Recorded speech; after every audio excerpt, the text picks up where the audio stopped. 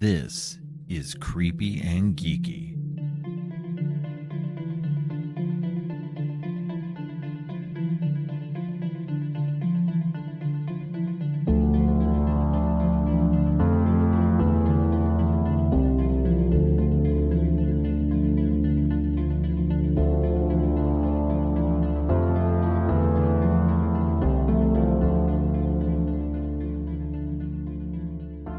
Welcome. I'm your host, Robert, and today's guests are Janet Hetherington and Ronn Sutton.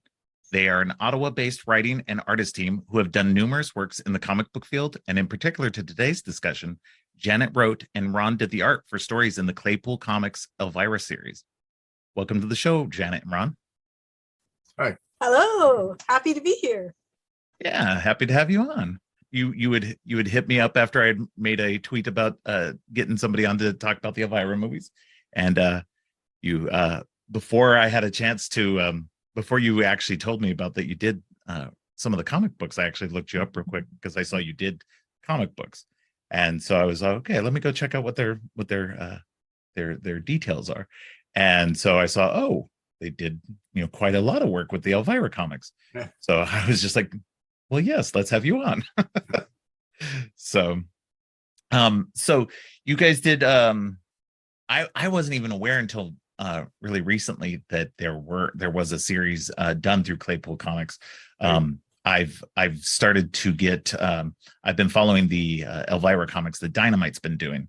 And they recently did they're doing a series of hardcover and softcover omnibus trades of that Claypool comic book series. Right. And so I picked up the first two volumes for myself, and I'm excited to check those out. But it looks like you guys aren't in those first two volumes. I guess you guys came in much later into the run. Yeah, not much later. I should be in the next one. I started with issue number 57, so that should be definitely in the next one. And then I was with the comic right up until the very last issue, the last page of the last issue, which was number 166. So, which I wrote. Yes. Yeah. And after Ron started illustrating the Elvira series, I got a chance to speak to the editor, Richard Howell, through Ron, and I was able to pitch in some stories. So I ended up writing mostly backup at first, because the way that the Elvira comic was set up was that they had a lead story and then they had a backup for every issue. And so I started off on backups, and eventually I did get some leads. I often collaborated with Ron, which was great. However, it was up to Richard Howell, the editor. He often he would assign the story, so sometimes he gave my work to another artist. So I got to actually work with a great number of artists. I was really excited about that. That's awesome. So how did you guys get involved in that series? Well, it was me actually, because I was just mailing out samples at that point. I really, wasn't a huge Elvira fan as such. I knew who she was, but this was like. Right. 1996, 1997, I guess, when I first contacted Richard, and I was just sending out samples, and I'd done an awful lot of female lesbian vampire characters, one after the next, and then Elvira came along and rescued me from a career of female lesbian vampires. But it was funny because I sent Richard samples, and he wrote me back. He made the mistake of writing me back and saying, "I'm sorry, we don't have any work for you. You should look for a bigger company." And of course, I took that, as encouragement to start, pummeling him with more samples. Right. Then he finally gave me some work. So then it was pretty continuous after that. I did almost 50 different stories. I think it was 47 stories I drew over a 9-year period. So. And then, as Jan said, after about 3 years, we were actually at the Chiller Horror Convention in New Jersey, and Richard lived reasonably close. So we took a cab to his home and went out for lunch, and that's when Janet started talking about maybe writing some stuff. So yeah, and it was a lot of fun writing those stories, because as a female writer, I really appreciate how Cassandra Peterson, Elvira, has control of her own persona. Yes. And she's very flirty. Okay. Yeah. But at the same time, it's a real, I found she was very assertive, in her femininity. So it was a lot of fun. And I was able to do a lot of parodies of different movies. I'm a huge science fiction horror movie geek. And so I got to, and of course, Elvira is the Mistress of the Dark and the hostess with the mostess for movie macabre. Right. So I got to really play on those things and use that movie knowledge in the stories, which was a lot of fun. All right. Yeah, I'm looking forward to getting a chance to read those down the road with the Dynamite reprints. That should be a lot of fun. Yeah, they were a lot of fun, especially in the respect that, I mean, for the most part, those comics were all self-contained stories. Right. And Elvira, despite the fact showing a lot of cleavage and a lot of leg, I mean, it wasn't for adults only, it was kids coming. Right. And there were humorous stories too. So it had a lot going for it, Right. Yeah, that's what I've always appreciated about Elvira, is that, I'm nudity and stuff isn't a big deal for me or whatever, right. But the fact that she has always been more of, I'm going to be flirty and I'm going to push that line, right. But I'm going to keep it to this side of the line, keep it PG-13 rather than tipping over into that R-rated side of things. So, and it makes it more fun in a way too, because not only her, but you guys who did the comics and everybody else, you have to find a way to make it fun and interesting by doing that without tipping over that line. Yes. And so I appreciate that makes you more creative in a way. So in finding ways to be that, to be of course sexual, but to keep it on that PG-13 side of things. So, right. Yeah. And I think that actually, I know you want to move in to talk about the Mistress of the Dark movie and the Elvira's Haunted Hills, but I think that's absolutely correct for those movies as well. And I found it very interesting because we did a little rewatch. We took the opportunity to watch them again before our chat, and I found it really interesting. Cassandra Peterson did have a hand in writing the scripts for those. So obviously she had a really strong vision for what she wanted her character to be. And I was laughing at some of those jokes. I mean, they, did push the line. They did push the line. Yeah. But oh my gosh, I mean, she really played it to the hilt, and that was the fun part of it.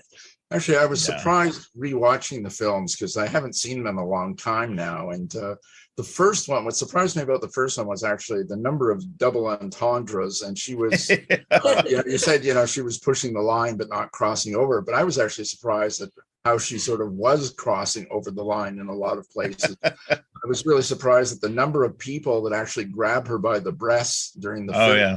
It happens on at least 3 different occasions. But was that the first one or Haunted Hills? The first one, yeah. Oh, okay. And I mean, there was a lot of lines that sort of struck me was, I mean, at one point, you'll remember she's walking by a movie marquee and one of the letters falls off, hits her on the head. But the dialogue was, he says to her, "How's your head?" And she says, "I haven't had any complaints so far." Right. So I mean, there's sort of, sometimes she's not, I guess she's not technically over the line. She's just walking right on the line. Absolutely. So did you guys ever have much contact with Cassandra Peterson during your guys' tenure on the comic book? Well, not directly in the comic book. The circumstances of how the comic book was done was she oversaw everything. So it would start out, Janet would write a springboard, which was just a 1-paragraph idea of what the story would be.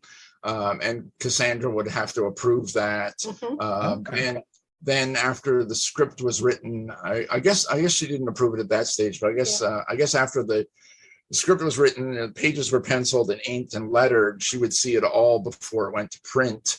And generally she wouldn't come back and say, change this and change that.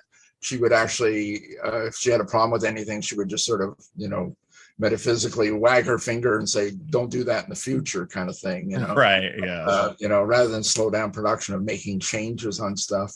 But we actually did. So I mean, the Richard Howell, the editor, was kind of in between us and Right. Cassandra.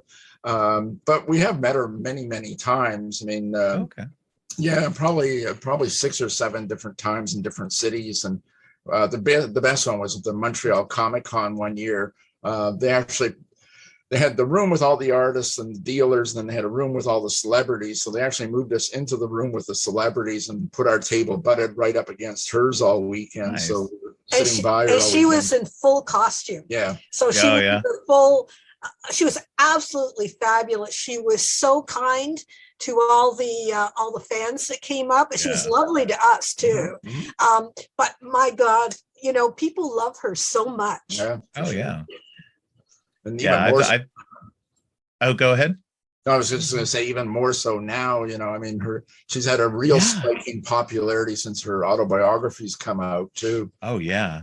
Well, I think it's interesting because I've been a fan of hers since the 80s, Right. when I was I guess young teenagers when I discovered her, right Right. around the time Mistress of the Dark came out. Right. Okay. Right. And so I never watched the movie Macabre. Right.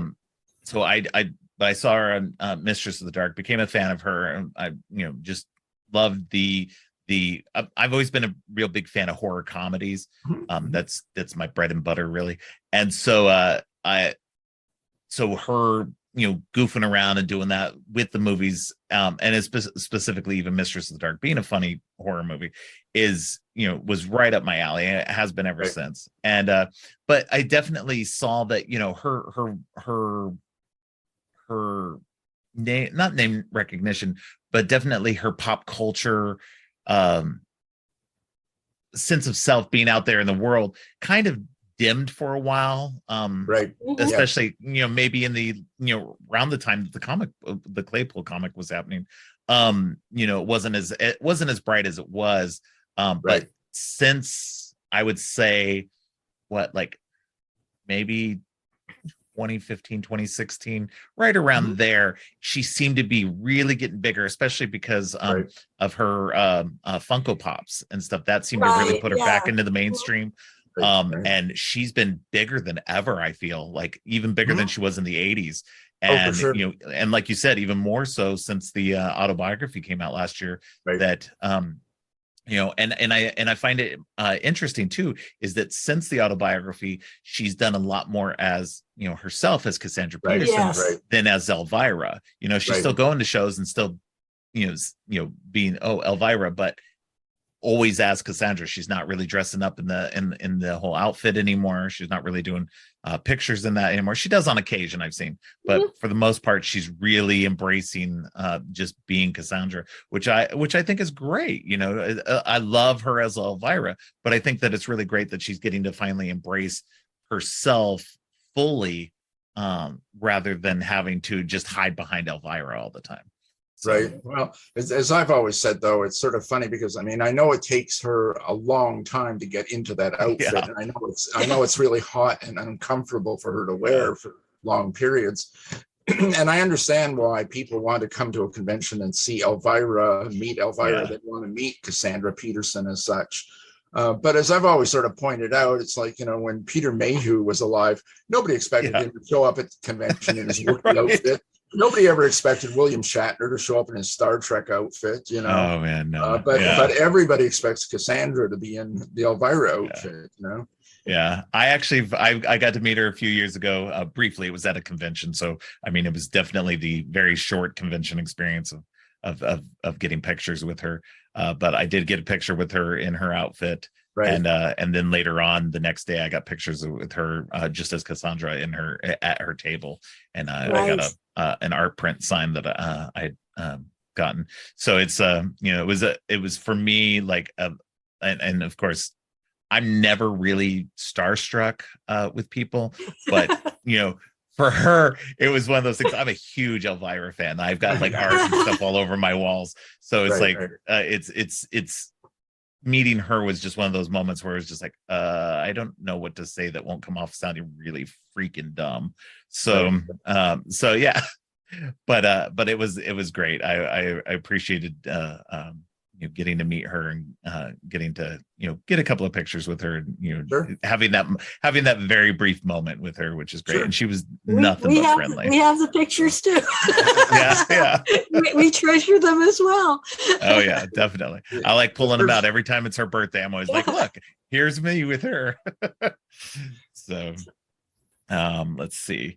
So I also saw in your information, Ron, that you had some experience on the Savage Dragon cartoon as well. That is one of my all-time it's like top 4 comic books of mine of all time. So I will admit I've never seen the cartoon though, so but how did that come about? It was actually I think it was the USA Network that did it, and they were sort of farming it out to various studios. So actually part of it came to Ottawa, and it was an animation company here in Ottawa. And it was so funny because they called me up and they said, would you be interested in working on this animated cartoon called Savage Dragon? And I was actually reading the comic back then, and this is going back to, I don't remember when, it's like 20 years ago or more than that. Oh yeah. They called up and said, would you be interested in working on Savage Dragon? And it didn't click. I sort of thought, oh, okay, it's a cartoon about dragons. Sure, I'll work on that. And it wasn't until like 20 minutes into the conversation, I kind of went, oh, Savage Dragon. Yeah, okay, sure. Yeah. So That's it was awesome. really funny though, because that would be actually middle 90s, come to think of it, because they gave me an awful lot of she-dragon stuff to draw. And, right. Yeah. And as I always like to say, back then, I mean, my drawings of women really looked like men with boobs and long hair, frankly. So I've come a long way. But when I worked on Savage Dragon, they gave me tons and tons of she-dragon stuff to draw. So suddenly my drawings of women got really good, really fast. There you go. And that's when all the small comic book companies that wanted female lesbian vampires came into the picture. They all saw my drawings of women and went, oh, can you draw this? I've seen your I did look up your artwork of the Elvira stuff, because I was just like, okay, let's see how good or bad his artwork was. And I was actually very impressed. I really enjoyed your Elvira work. So like I said, that's part of the reason why I want to it's part of the reason why I want to hope the next reprint will have that stuff in it. So that'd be very cool. Should be some of my stuff in the next one. Well, that's cool that Eric Larson's She Dragon helped you make that next step to Elvira. It's funny though, that comic, I mean, when Image Comics first started, I mean, I was sort of blown away because I'd never heard of any of those guys, Todd McFarlane or Eric Larson or Jim Lee. I'd never heard of any of them because they're not the kind of comics I would buy. Right. And they were doing that, the digital color. They were kind of the first guys doing it on really good quality paper. And I was just kind of blown away by what Image was doing. But certainly I thought after a year or two or three that Savage Dragon was, far ahead, the very best of the books. It was funny, and it was a good comic. It's the only one I still read and I was big because like that was my era. When I got heavy into comic books, those were like my guys was McFarlane and Jim Lee. Right. And the irony is that I did not like Eric Larson's artwork at the time because it was so different, because he followed McFarlane on Amazing Spider-Man and then on the other Spider-Man book. And so I was just like, his art is so different. I don't like it. I liked McFarlane's art. And so his book, when he went over to Image, when he first did Savage Dragon, I didn't pick it up. It was like one of the few things I didn't pick up. And later on I got like this weird little brown mystery bag, and it had the Savage Dragon trade paperback that reprinted the miniseries. And so I grabbed that and I was like, okay, I'll check this out. And I was like, oh wow, this is really good. And so then I started getting the comic book from that point on, and it just has become a huge favorite of mine, and I still love it. I got it. I have a sketch from Eric Larson that I got a few years ago at a con as well of Malcolm Dragon. So as I was very, very happy to get that, and have it nicely on my wall now. Yeah, as I say, I mean, I was completely 100% unfamiliar with any of those guys, Yeah. and the printing quality and the color quality, sort of blew me away. But I also was fascinated by the fact that even though I hadn't heard of any of these guys, somehow I realized that these were the top guys at Marvel that had all walked away to start their own company. And I thought, wow, this is really neat. Artists running their own company. Yeah. Of course, it kind of morphed after a few years. It's that's not what it is anymore. But Right. but I thought it was a very exciting time. Going back and looking at most of the books now, excluding Eric Larson's Savage Dragon, most of that stuff I kind of don't like much. Yeah, it's But very it's much of exciting its time. Yeah, it's very 90s. Eric's work with Savage Dragon just seems to be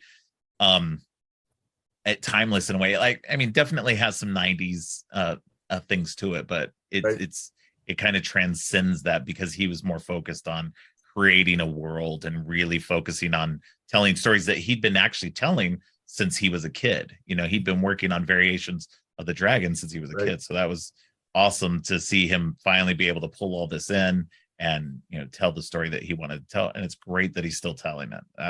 I love the comic book even to this day. All right, let's see.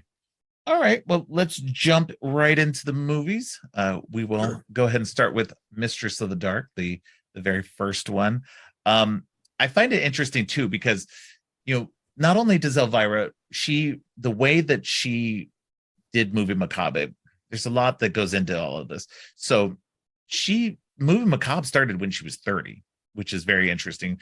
As a actress, you're already as a woman in Hollywood and stuff, your opportunities dry up after your 20s.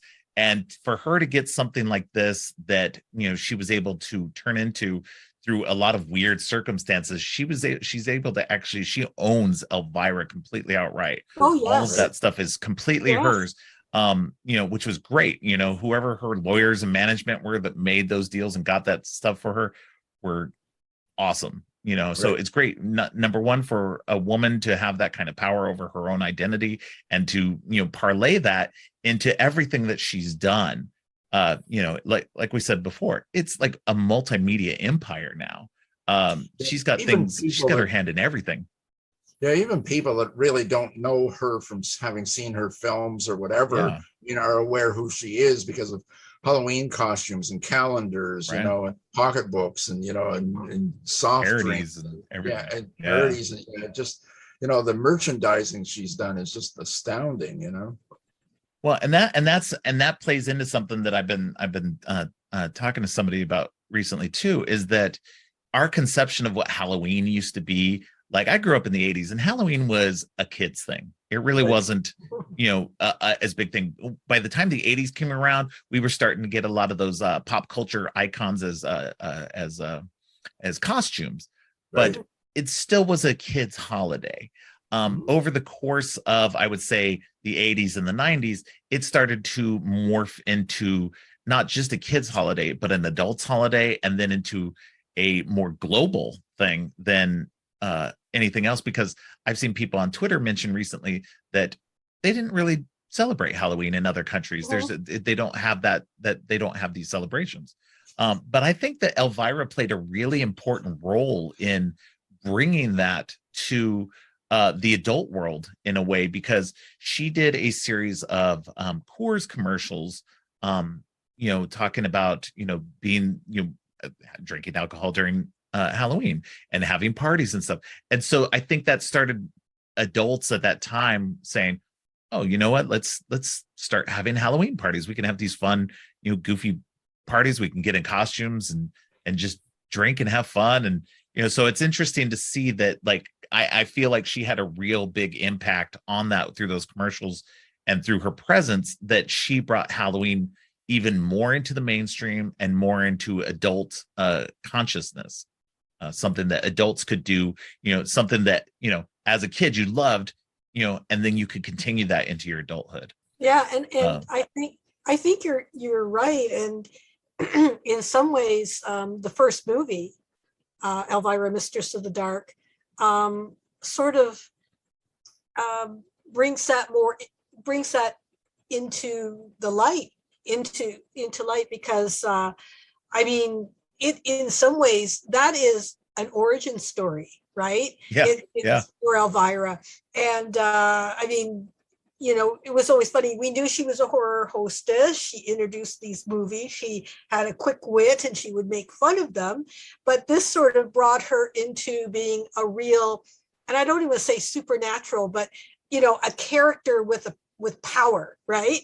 I mean, I found it really, really interesting. It was also very much of a fish out of water story, and a story about, you know, really, you know, having faith in yourself, and and a lot of you know, sentiment in the same way as Flashdance and some of those other movies of the time, where you had young people who were sort of fighting against the norms and, you know, wanting to be themselves and dress and be the way they want to be, and she was just sort of living and embodying that from the beginning of the movie. You know, and it was interesting, because I mean, it really zipped along. I really did enjoy it. And you know, you see her in the macabre mobile, and she's just sort of tooting along, and she's stopping. Of course, she's getting all these, you know, leers and looks from the men, and then all the women are, oh my God, is she going to steal my guy, type of thing. And I'm looking at the guys, and I'm thinking, you know, do you really want him? But that aside, I thought, I mean, the fact that she is standing out so much in this, where she ends up in a small town environment, you know, and she's basically empowering the young people in that town to be themselves as well. I mean, that was really a key message in that movie. You know, and she wasn't afraid to stand up for herself either. So it's funny too. I think she's almost a different character in that film as opposed to the second film, Haunted Hills. I was reading something, and she was saying that she had based her character in that first film on her teenage self, you know, so she's kind of like, you know, smart ass and wisecracking all the time, and kind of snarky and eye rolling and that sort of thing, you know. And she's actually much funnier and more endearing in that first film.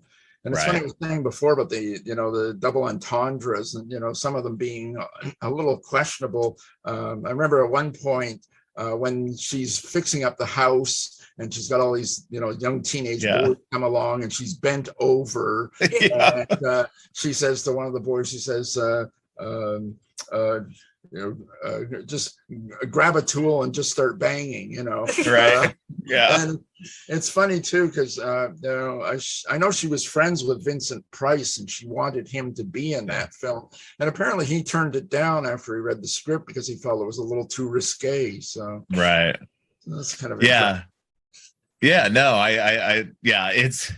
going back to what you said, Janet, too, about, like, you know, I think this was Elvira has always been, Cassandra Peterson's, like, Elvira has always been about finding acceptance. I think, you know, because Elvira is, you know, Elvira has always been, and this is what's great about Elvira too, is that she's a character that doesn't take any guff from men or anybody else.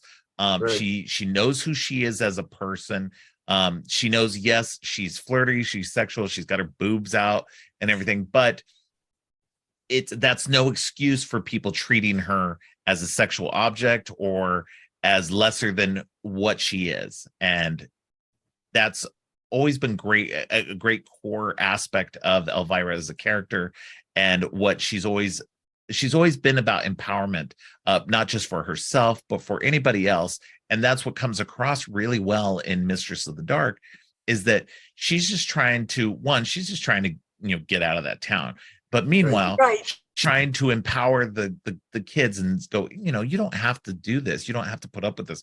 You don't have to be treated this way.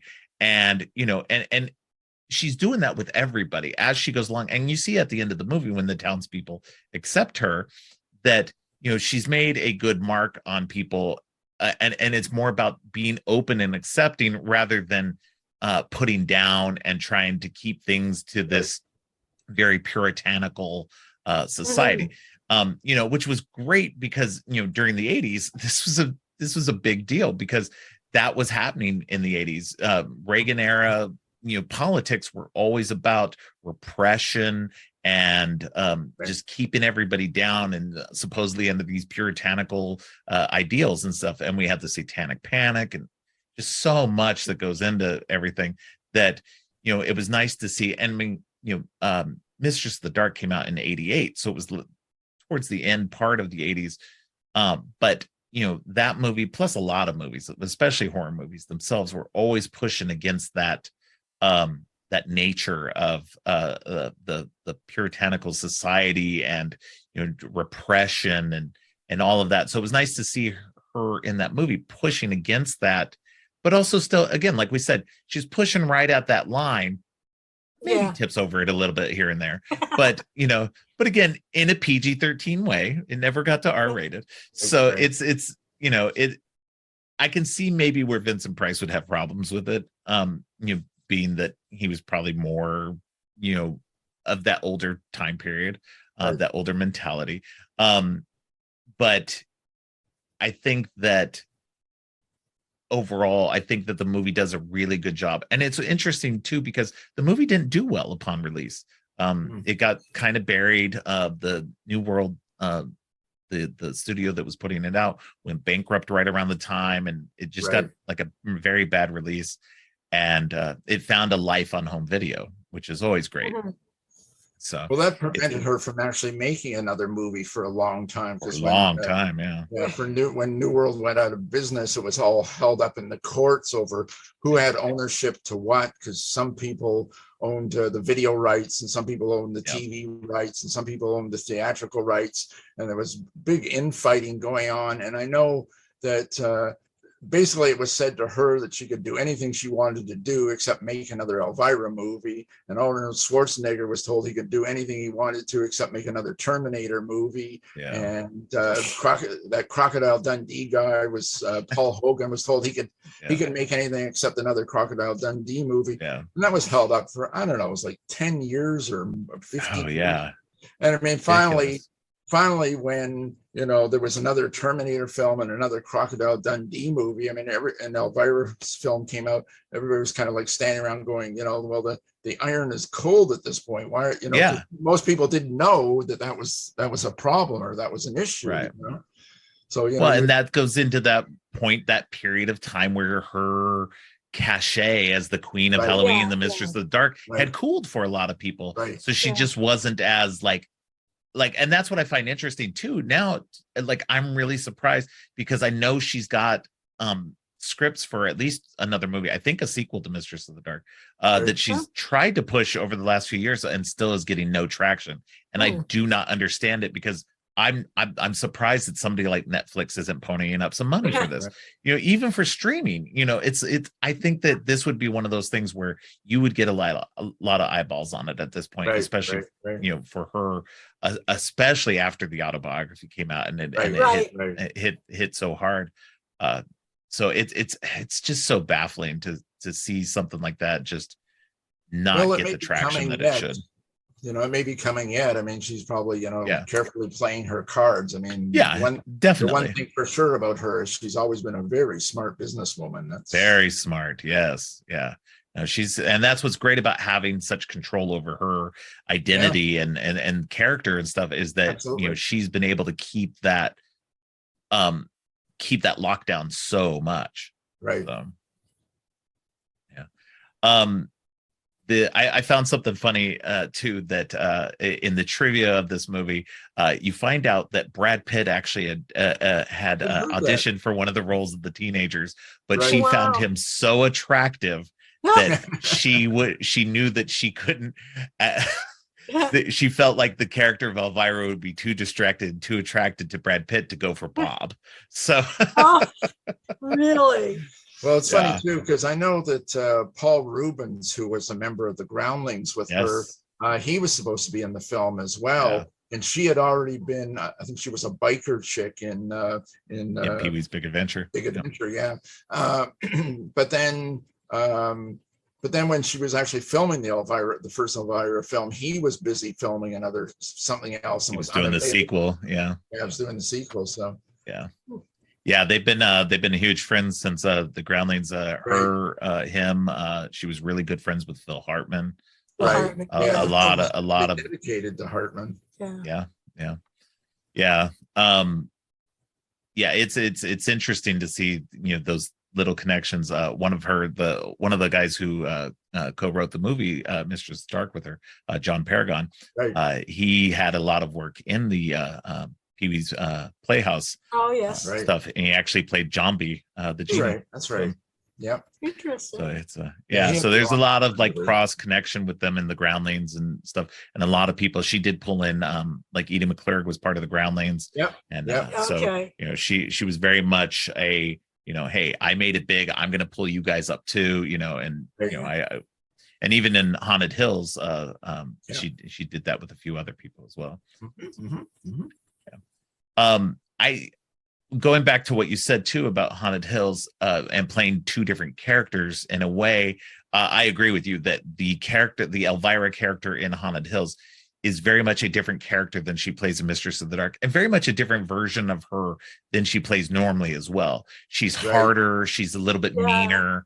And I think that plays into what she's going for in this one, where Mistress of the Dark was a story of Elvira, that Haunted Hills is an ode to Corman and Vincent Price movies that she loved, and so she's playing the character of Elvira in this movie. So she's bringing that Elvira-ness into this story and I think that's why I like the movie. It doesn't work as well for me as Mistress of the Dark does. I agree. But it's still a fun romp. It's still fun. It's funny to watch, to have her do the jokes that are anachronistic, that don't fit in with the times. The Dr. Bradley mentions the Village people have been talking about stuff, and she's like, no one listens to the Village people anymore. So I love those little jokes and everything in there. It's fun to see Richard O'Brien from Rocky Horror Picture Show in there as one of the major characters, which he wasn't originally supposed to be in it as well. They had somebody else, but then they couldn't do it. Now I'm completely blanking on who it was supposed to be. But getting Richard O'Brien was a really good idea as well, especially to hopefully bring in some of those Rocky Horror Picture Show fans. Yes. Yeah, the first film, I mean, it's quite laugh out loud funny in different places. The second film isn't. There's a few jokes and things that are good, but as you say, I mean, she's sort of playing a different character, and it's very much a straight ahead sort of pastiche of the Roger Corman, Edgar Allan Poe, films. And it's kind of funny because I mean, it's just kind of straight ahead. It's not as good as those films.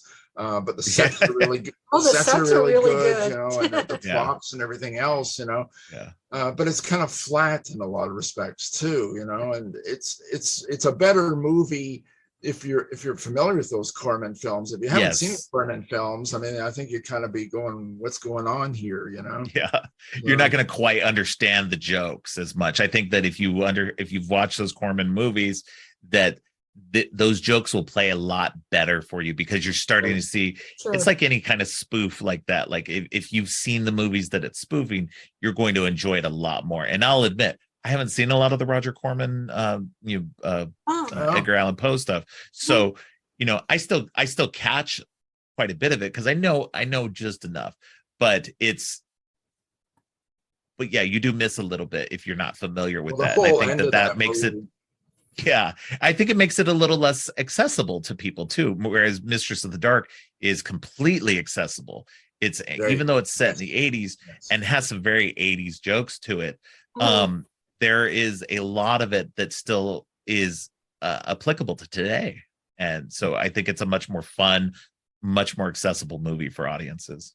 Yeah, the whole end of the film, I mean, is basically the same end as the fall of House of Usher, and the pendulum, and Yeah. Yeah, there's kind of all kinds of little visual references to things like the Tomb of Legia and stuff like that. Yeah. Yeah. It really is. It's a real love letter to those Corman films. Oh, yeah. Well, even the opening was sort of like that multicolored lava stuff that's going underneath the credits. I mean, that is just so, right on, spot on with that those films that they were. And it's interesting because in a way, Elvira's Haunted Hills is a little bit like the way we approach the Elvira comic stories. I mean, we really did pay homage to those movies or those types of films that she liked to make fun of in Movie Macabre.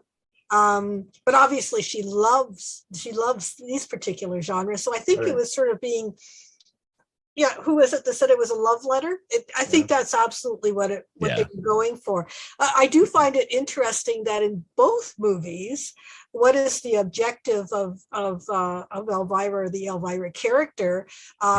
It's to advance her showbiz career. I mean, the first movie she's trying to get to Vegas, and in the second movie she's trying to get to Paris, and then she's got all these obstacles along the way. Right. I was going to point out one thing I thought was odd about the second film. I mean, the first film she finally does make it to Vegas and gets to do her.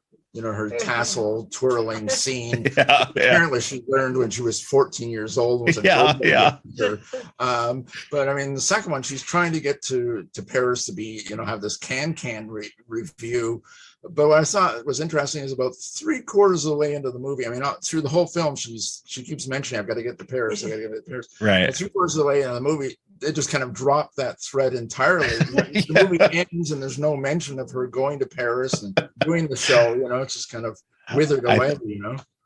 I think that's probably because their budget for this second movie was only like $1 million. Right. And so they had to stretch that as much as they could. And probably by the end, they were like, we don't have any money for the Paris review now. Yeah. So, well, I think she was partly responsible for the funding of the film. Wasn't she involved? Oh, I think she was completely responsible for it. Yeah. Right.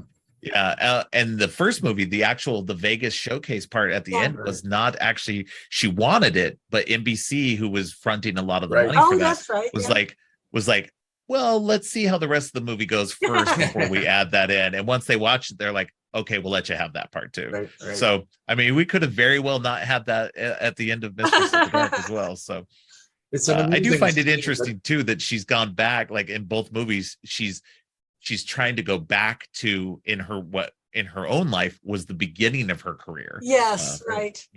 doing Dancing with Vegas and going to Europe and dancing there as well. Yeah. So it's sort of funny, that last scene though, because I mean, it's like, it's as amusing as it is to see her do this, the tassel twirling thing, it really feels stuck on, it's like, here's the whole it does. Yeah. Here's the scene of her, doing the tassel twirling, yeah, as fun as it is, Well, and I think, and to what you said, like, in the second movie, she's talking about it throughout the whole movie and it never comes to fruition. Right. So it kind of feels weird that it's not part of it, even though it's tacked onto the first one. At least you got some resolution to that, right. At least there was a, so, but no, I'll admit it does feel very tacked on, because the movie ends, in the town and you're kind of like, okay, that's, done and over with. Yeah. And then, okay, now we'll go do the Vegas sequence, right. So, but and that is also what's funny, and where I was talking about how it feels very 80s at times.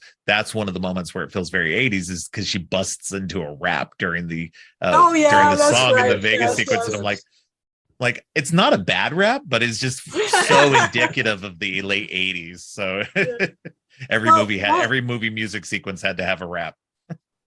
Well, we can treat it like the shawarma scene, okay? I mean, you have the movie with a resolution, and then you got this little extra bonus at the end. Exactly. So Elvira. Yeah, very much. Yeah, and that's what's fun about Elvira too, is like, she definitely does not take herself seriously. In either of these two movies, you just see that ultimately she's just having fun. And I love that sure, she didn't get a lot of money for the second movie, and it feels a little weird and everything, but you can tell she's having fun with it. And and that's what I think is more important to anything else, is that it's a movie that is fun to watch because you can tell everybody in it is having fun. Yeah. I'm a huge fan and supporter of in a way, this is an indie film, right? This is a passion project. Oh yeah, absolutely. For her, so I say kudos. I mean, you wanted, Cassandra Peterson, Elvira wanted to bring her back to the screen, and they did it. I mean, that's huge. And, so more power to, as you were saying, more power to you, power in your identity and to do the things that you love. Yeah, and it's been great too, because when she started coming back up in the mid 20 teens or whatever, when she started getting back out there, and I was a Funko collector at the time, so that's where I kind of got back into her. Was my kids were finally older, so I was able to like start collecting things, and that's what I started collecting was Funko Pops for a while. I don't do them anymore, but that's what led me back into her as well. And since then, like I bought DVD copies of the movies, but since then they made really good Blu-rays. Arrow put out the Mistress of the Dark. Yeah. Arrow Films or Arrow Video has put out a very good Blu-ray of Mistress of the Dark with lots of extras and lots of goodies. And then Scream Factory put out an excellent Blu-ray of Haunted Hills as well. Nice. So, yeah. So I of course picked both of those up, and they were what I watched, and they so much fun to just put on, and get to talk about them. So, for sure. But yeah, and it's great to see, like I said, since she's made that resurgence and everything, it's great to see her come out even bigger. Like we said before, just everything is just hitting on all cylinders for her right now, and I think she's taking great advantage of that. Is there anything specific you guys wanted to say about the movies that we haven't already talked about? Well, Ron, we were checking the end credits, because Ron actually has a little bit of Elvira, Mistress of the Dark movie connection. Well, just that it's actually the very first comic convention I ever went to was in 1970. I went to Detroit, and I went for the very specific reason of Bernie Wrightson was going to be there, and even in 1970 he was my favorite artist, and I just had to go meet him. I just had to go meet him. I had to go meet him and become his friend. And that's what right.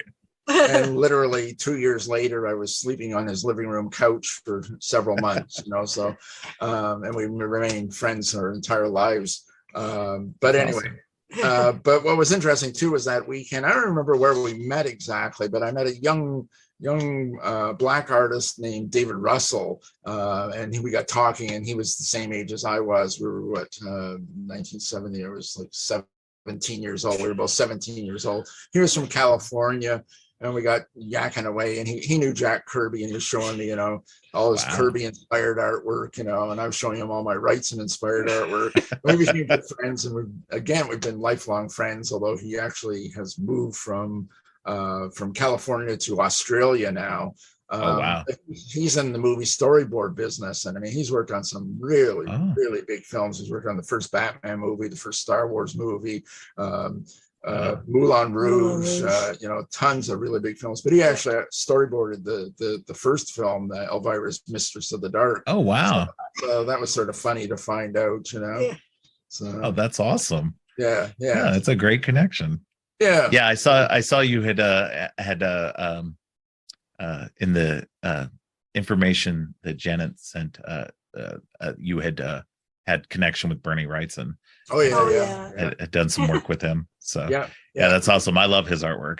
Yeah, we were good friends for a long time. And when he lived in Saugerties, New York, which is upstate New York near Kingston, and so I was 18 years old. Moved out of my parents' place for the very first time. So not only moved out of my parents' place, I moved out of the country.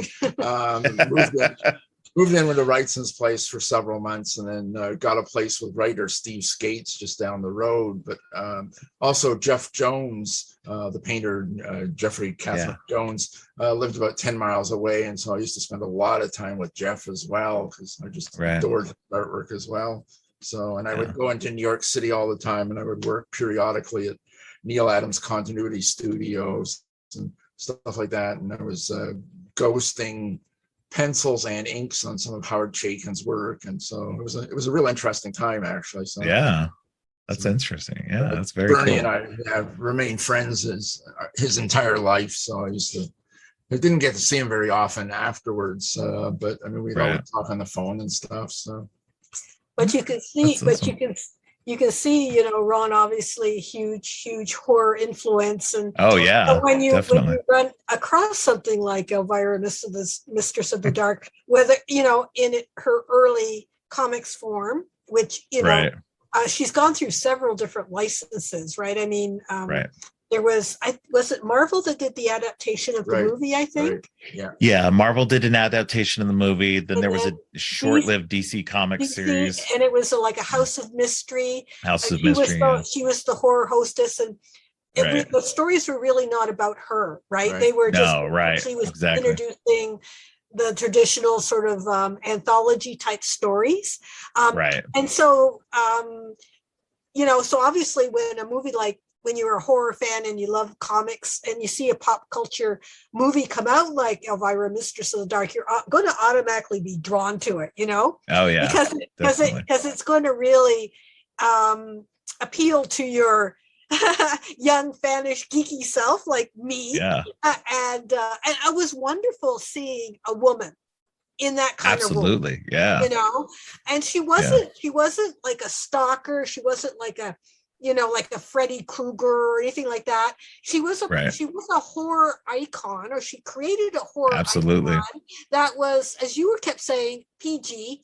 But at the same time, even beyond that, just this really self-assured persona. But you know, I just, you know, but you just love being drawn into all these little macabre things that were, you know, in the movie, you know. I mean the fact that she's tied up as a stake and she's being treated like a witch and all this stuff. I mean, it's sort of like it's something you wanted to see. The way that it sort of was worked into the script, I thought was really clever, you know. You know, because it just kept moving along, and it was it was really a lot of fun, and I think that's really what the objective was. I think Mistress. Go ahead. All that the Janet's saying is true, and the other thing that sort of struck by is, I mean, obviously she's a real sex symbol too. I mean, obviously, you know, I mean, she was showing a lot of cleavage and a lot of leg and all the double entendres. And it's interesting to me because, I mean, she's now, 70 or 71 years old? 71, 71, And I mean, she's still, you know, very, very attractive. I'm sure she must be extremely careful in her diet. And I'm sure she must work out constantly to stay looking like that because, you know, as I've said to Janet, I mean, if you're a sex symbol, you can't waddle in at 350 pounds. Well, maybe you can. I don't know, but I mean, times are changing. It's all right. But I mean, it's interesting because I mean, she's maintained that image, you know, all these years, you know. No, definitely. I mean, that's what's interesting about, and like I said before, she didn't become Elvira until she was 30. You know, that's when movie Macabre started, was when she was 30.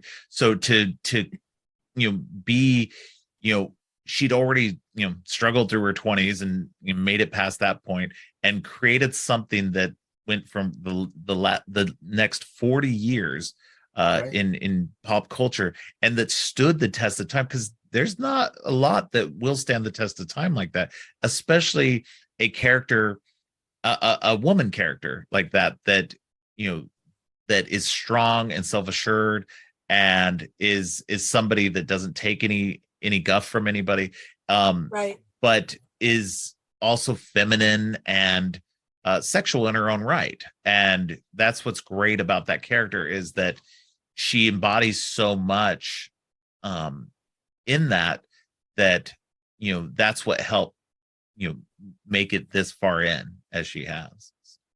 Well, she actually has created a real character too, which is interesting because I mean, she's basically a horror hostess. She's and you think about all the horror hosts for various TV shows and things that have come by in the X number of decades in the past, and who can even remember their names? Aside from a couple of them. Right. So yeah, it's what she did. Is it like demands respect and admiration. Even if you don't like her, even if you don't like what she represents, and that's another thing that's really great about her, is that she made a real connection with the gay community, and has always championed that, and that has always been a cornerstone of who she is. Even before she came out, and that's why, anybody who's surprised at her coming out like that just hasn't been paying attention to who she is as a person, and who Elvira is as a character. Regardless, even if she had never come out, even if she was completely 100% straight, her identity as Elvira was tied into that drag culture. And and gay culture in a lot of ways, that it was always there. And I really think that being able to push that boundary and helping to legitimize that for people has helped a lot as well. And her hairstyle and and the way she dresses with the the cleavage and all the rest of it, I mean, it is almost drag queenish looking. I mean, it's so over the top, which is part of makes her unique, and and it's part of the appeal of that character. So yeah, most definitely. All right, so do you want to plug anything and tell people where they can find you? Sure. So I have a website. It's called www.best-destiny.com. And there it's really just a website that talks about where Ronn and I will be appearing, because we do a lot of comic conventions. And I actually have a independent retro science fiction 80s style movie called Galaxy Warriors that I wrote, that's been hitting the festival circuit. It's doing very well. It's been winning awards. Director Brett Kelly. It's a Canadian feature. I'm a Canadian storyteller and writer. Canadian director Brett Kelly and his wife Anne Marie produced the film, and I'm very, very proud of it. So keep your eye out, and so hopefully it will be coming to other venues once it's finished the festival run. I'm pretty sure that Brett's I think he's already got distribution for it. It's been doing really, really well. It's really silly. Awesome. It's really fun. I mean, really in the spirit of the Elvira movies. It's very much these very sexy, kick-ass women that are escaping from a prison planet. I mean, you could put Elvira in there. Actually, it would fit really well. And it's called Galaxy Warriors. It's really a lot of fun. And so that's what I've been focusing on these days. I also, I mentioned Eternal Romance, a comic book that I created in 1997. I actually did a short animated version of a story called The Mummy's Boy from Eternal Romance, which is, if you want to look it up on YouTube, you can find it there. And if you want to check out other stuff I'm doing, I just blows me away, but I have an IMDb page, so I have movies on IMDb that you can look up. So so you can check that out, and I'm going to turn it over to Ron. Sure. Well, I mean, I've been drawing comics and getting them published for 50 years now. In fact, a major achievement for me was earlier this year. I was actually my name was added to the Joe Shuster's Joe Shuster Awards Hall of Fame. So that was a pretty big deal. That's awesome. And I've been doing all sorts of comics for the longest time. I do pretty much everything except horror, except superhero comics. I do horror and romance and adventure. And what I've been doing for the past 5 years, pretty much, is I've been doing a weekly comic strip for Edgar Rice Burroughs Incorporated. First of all, in 150 weeks, I adapted the Burroughs 1915 novel, The Man-Eater, which is about a lion that's brought back from the United States, brought to the United States from Africa, and is sold into a circus. And it's quite an adventure story. There's also a whole sideline going on about members of a family fighting over an inheritance and hidden stuff in Africa. So we finished that, and what I've been drawing for the last 3 years now, 2.5 years, is I'm doing Carson of Venus, which I've been wanting to do ever since 1972. Wow. So I finally got to draw it. I'm at just 103 episodes right now. I just finished penciling the 103rd one yesterday. Wow. And so that stuff, if you go to the Edgar Rice Burroughs website, you can find that they have a whole selection of brand new Saturday morning newspaper style comics. There's like 7 to 15 of them every week, posted brand new ones. Awesome. Tarzan and John Carter Mars and Carson of Venus, obviously, and Pellucidar and others. So that's one of the main thing. And you can see my artwork at www.ronnsutton.com, and that's Ron with 2 N's, RONN. And you can also go to Facebook, my Facebook page. I try to post brand new artwork every single day. So as I work on the Carson strips, I post the roughs, I post the finished pencils, and I post the finished inks. So, All right. Yeah, That's awesome. Thanks. And Janet, you're on Twitter. I am on that's where Twitter. we met, so Yeah, so I'm at Best Destiny on Twitter. Ron has a Twitter account, but I put him there and he doesn't use it. So I saw he has like literally like one tweet. if you want to reach Ron through Twitter, come through me. Right. But Right. honestly, yeah, if you go to you can reach Ron through his website too, or Facebook. Through his Facebook, And, yeah. yeah, absolutely. And and this has just been such a pleasure. We just love Yeah, talking I appreciate movies having you and guys both comics. on. Yeah, This has been great. Yeah. thank you so much. Thank you. Thanks for listening. If you liked what you heard, make sure to subscribe on your favorite podcast app or at creepyandgeeky.com. You can follow the podcast on social media at Creepy and Geeky on both Twitter and Instagram. If you'd like to follow me, I'm Geek Thulu on Twitter and geek.thulu on Instagram. You can support the podcast by ordering teas and more from our TeePublic page. All of the links are in the show notes. Finally, don't forget, stay creepy.